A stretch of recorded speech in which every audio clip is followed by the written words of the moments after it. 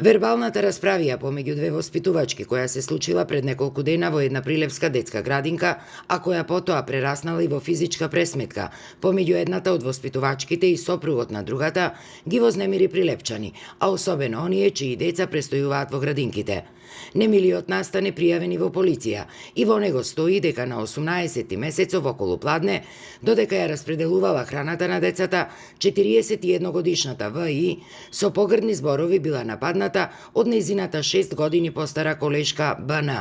Расправијата кулминирала кога во градинката дошол и сопругот на БН, 53 годишниот ГН, кој физички ја нападнал ВИ, пошто оваа случајот го пријавила во полиција.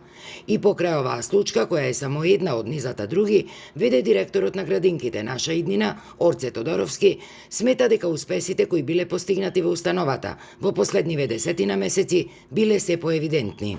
Не обвинува дека нема биле преполни групите. Прв пат воведувам и трети извршител. По закон ние сме нормирани да има васпитач и неговател. И толку. Бидејќи има повеќе деца, ние инсталираме трети извршител. Намерно е огласо, без лиценца и работат само 4 часа. И тие само учат, помагаат тоа што можат.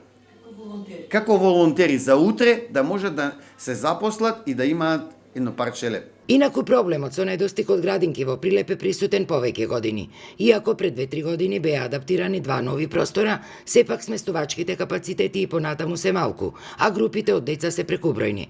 Со доаѓањето на новата власт, 15 воспитувачки беа избркани од работа, а на нивните места беа вработени нови, но двојно повеќе. На скандалите во јавната општинска установа детски градинки наша иднина, кои не се новина во последнава година, на повеќе наврати реагираа и локалните опозиционери, а и прилепската јавност, особено по откривањето на списоците, според кои во градинките се запишувале само деца од локални функционери или од нивни блиски луѓе.